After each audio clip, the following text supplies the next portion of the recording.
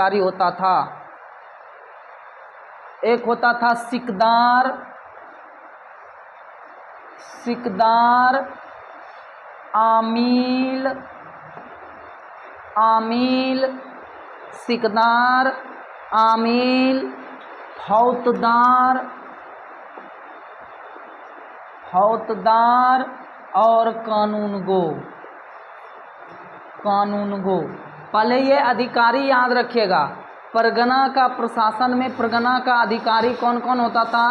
सिकदार, आमील, फौतदार, कानूनगो।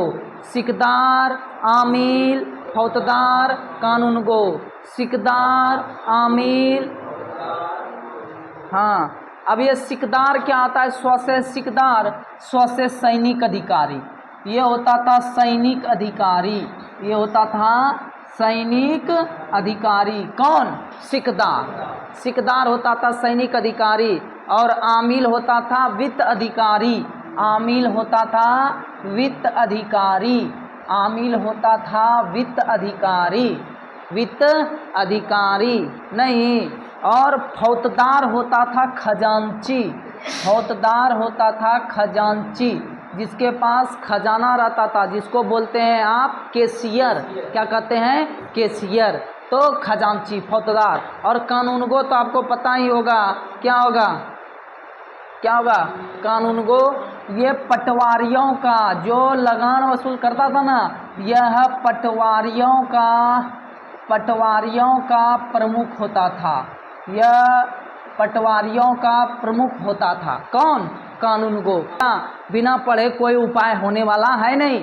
अभी 2213 दरोगा मेंस में 2 क्वेश्चन पूछा। एक पूछा अमीन ए बंगाल नामक अधिकारी का क्या काम था, और दूसरा क्वेश्चन क्या पूछा था? दूसरा क्वेश्चन पूछा था चाहर तस्लीम और जमीन बोझ प्रथा किसने शुरुआत किया था? शाहजहां ने। आप लोगों को पढ़ा चुके हैं, ठीक है ना? तो ये बहुत ही इंपॉर्टेंट। आप सोचो दरोगा मेंस उतनी बड़ी परीक्षा में 2 क्वेश्चन एक ही जगह से पूछ रहा है, ये कम बड़ी बात नहीं है। इसीलिए आप लोग इसको रिवीजन करते रहिए। और आज वीडियो भी बना दिए हैं, आप लोग यूट्यूब पे भी जाके देख सकते हैं और रिवीजन करते रह सकते हैं, ठीक है ना? ओके, उतार लिए इसको। चलिए अब आगे बढ़ेंगे। नगर का प्रशासन, नगर का प्रशासन। तो ये जो कोतवाल होता था ना, कोतवाल, कोतवाल, यह नगर प्रशासन का प्रमुख अधिकारी था। प्रमुख अधिकारी था। यह नगर प्रशासन का प्रमुख अधिकारी था। कौन? कोतवाल। ये अब गांव का प्रशासन, गांव का प्रशासन। तो गांव के प्रशासन का जो प्रमुख अधिकारी ग्राम प्रधान होता था। गांव के प्रशासन का प्रमुख अधिकारी ग्राम प्रधान होता था। ग्राम प्रधान होता था। इसे चौधरी मुकद्दम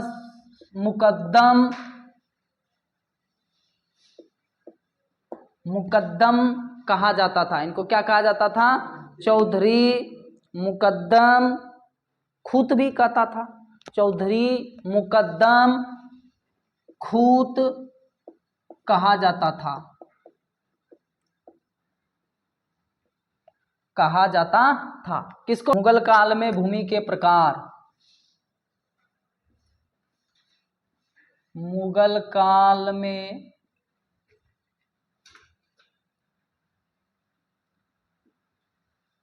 भूमि के प्रकार। मुगल काल में भूमि के प्रकार 4 प्रकार। पोजल, परती, चाचर, बंजर। पोजल, परती, चाचर, बंजर। यह मुगल काल में भूमि का प्रकार है। पोजल का मतलब जिसमें प्रत्येक वर्ष कृषि होता था, प्रत्येक वर्ष खेती होता था, खेती होता था। पोजल वाला जो जमीन था इस पे प्रत्येक वर्ष कृषि होता था। और जो परतीव था इसे इस पर 1-2 वर्ष प्रति इस पर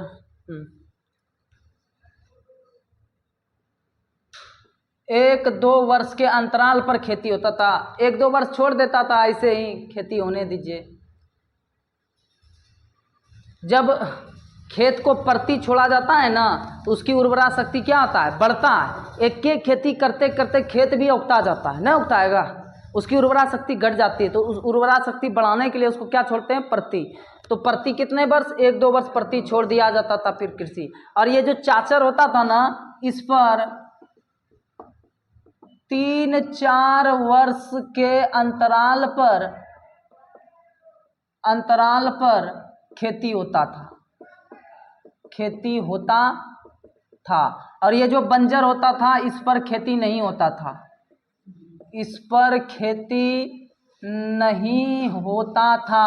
और पोजल अलग होता है और पौंडजोल अलग होता है, समझ में आया। वो कोनधारी वनों की मिट्टी जो होता है उसको बोलते हैं पौंडजोल, ठीक है। तो वो उत्तर नहीं होता इसका। तो ये है मुगल काल के भूमि के प्रकार, इसको उतार लीजिए। अब देखेंगे हम लोग मुगल काल में कृषक वर्ग। कृषक वर्ग, किसानों की क्या क्या वर्ग थे, तो यह 3 था। यह कृषक वर्ग जो था यह 3 वर्गों में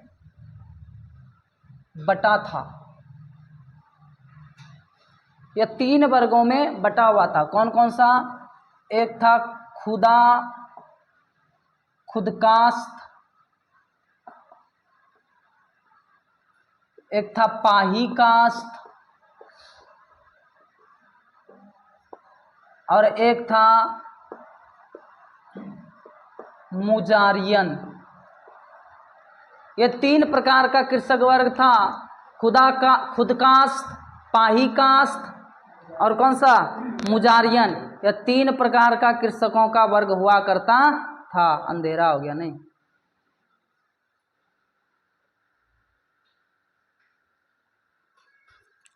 अब लिखिए खुदा कास्ट में लिखिएगा, ये खेतीहर किसान होता था, ये खेती करता था। खेतीहर किसान, खेतीहर किसान ये खेती करता था। खेतीहर किसान क्या करता था, खेती। अच्छा, पाही कास्ट क्या करता था, ये बटाईदार के रूप में काम करता, बांट के दे देता था फसल। ये बटाईदार के रूप में काम करता था। अरे गांव में भौली का नाम सुने, भौली क्या, वही काम था पाही कास्ट का, समझ में आया। पाही कास्ट किसके रूप में काम करता था, बटाईदार के रूप में, समझ में आया। अच्छा, अब ये मुजारियन कौन था, तो मुजारियन जो होता था ये खुदा कास्ट से भूमि ले करके उस पर खेती करता था। तो मुजारियन क्या करता था, ये खुद कास्ट से भूमि लेकर खेती करता था। ये खुद कास्ट से भूमि लेकर के, है ना, क्या करता था, खेती करता था। अच्छा, भूमि कैसे लेता था, किराए पर। कैसे, किराए पर भूमि ले लिया और उस पे क्या करना शुरू कर दिया, खेती करना शुरू कर दिया। तो कृषक वर्ग कितने भागों में बटा हुआ था, 3 भागों में। कौन कौन सा, खुद कास्ट, पाही कास्ट, मुजारियन। 1-2 बार बोलिए तो याद रहेगा। खुदा का कितना प्रकार था, कर वसूलने के आधार पर भूमि का प्रकार। कर वसूलने के आधार पर भूमि का प्रकार कौन कौन सा प्रकार था, इसको फटाक से उतारिए आप लोग।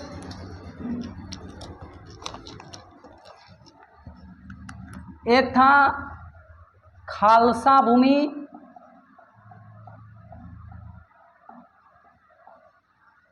एक था जागीर भूमि, एक था सरयुगल, इसको बोलते थे मदद ए मास, मदद ए मास। तो कर वसूलने के आधार पर भूमि कितने प्रकार का, 3 प्रकार का, कौन कौन सा, खालसा जागीर सरयुगल। फिर से बोलिएगा, खालसा जागीर सरयुगल। कर वसूलने के आधार पर, बैठिए ना एकदम पूरा ऐसे कर देते हैं, सीधा रहिएगा तब ना पूरा रीढ़ का हड्डी सीधा रहेगा। अभी देख रहे हैं हमको रीढ़ में दर्द हो गया है। तब खालसा जागीर और कौन सा, सरयुगल। तो खालसा भूमि पे अब क्या होता था, उतार लिए आप लोग। हाँ चलिए अब खालसा भूमि लिखिए। जो पूरी तरह से बादशाह के नियंत्रण में रहता था, जो पूरी तरह से मुगल बादशाह के नियंत्रण में रहता था, शाही नियंत्रण में रहता था, उस भूमि को कहते थे खालसा भूमि। मतलब खालसा भूमि का मतलब हो गया सरकारी भूमि। कौन सा भूमि, सरकारी भूमि। तो ये क्या होता था, खालसा भूमि में क्या लिखेंगे, यह भूमि मुगल बादशाह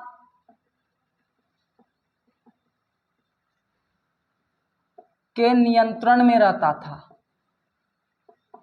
नियंत्रण में रहता था। तो खालसा भूमि का मतलब हो गया सरकारी भूमि, शाही नियंत्रण में रहता था, याद रखिएगा।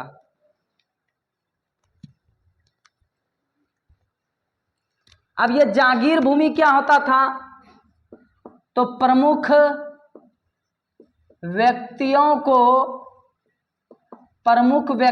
को वेतन के बदले दिया जाने वाला भूमि, वेतन के बदले दिया जाने वाला भूमि,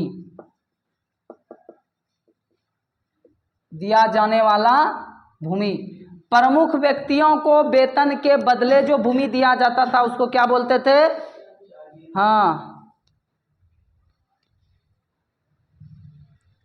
अब अगला होता था सरयुगल या मदद ए मास। ये जो होता था ना, ये लगान मुक्त भूमि होता था, इस पे टैक्स नहीं लगता था, लगान मुक्त भूमि था। इसे मिल्क भी कहते हैं, मिल्क भी कहते हैं। किसको, सरयुगल। सरयुगल लगान मुक्त भूमि था।